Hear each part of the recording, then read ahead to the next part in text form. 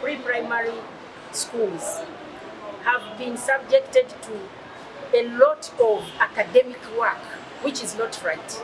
Children at that level are not supposed to be doing a lot of homework, a lot of academic work, a lot of knowledge-based learning. No, children should be led to study, to learn through socialization, through play, through interaction with the environment. So we have revised that curriculum, made it simpler because it was called the learning framework. We have now called it a pre-primary curriculum. We want to make it easier for the people who teach that level so that it can also be adopted in our pre-primary schools. The primary curriculum, I've already talked about it. We are at the stage of validating our curriculum framework.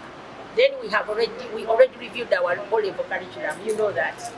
Then the A-level curriculum, which is right now running, we had to align it to the O-level curriculum in terms of the design, which is now competence-based.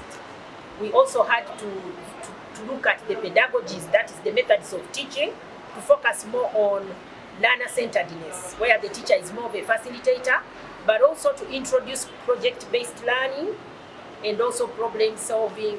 RED Uganda, briefly, is RED in full is Regional Education Learning Initiative Africa, which is an initiative, which is a peer learning initiative, which works across East Africa in 3 countries, that is Kenya, Uganda, and Tanzania, and with an aim of making sure they improve the quality of learning outcomes in education so that no child is left behind.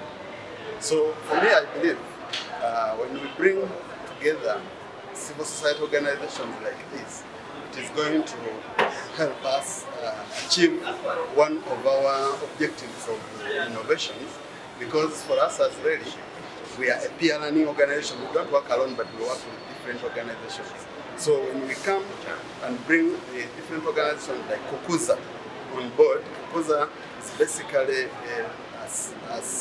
an NGO which belongs to the Life Skills and Cluster, which helps different member organizations like to build and empower the life skills to the different children in the different schools. So I believe when we work with such organizations, they can help us improve on life skills in schools, and then also make sure that the life skills are put into the system of education such that our children can be able to benefit in the long run. Where do you see the gaps in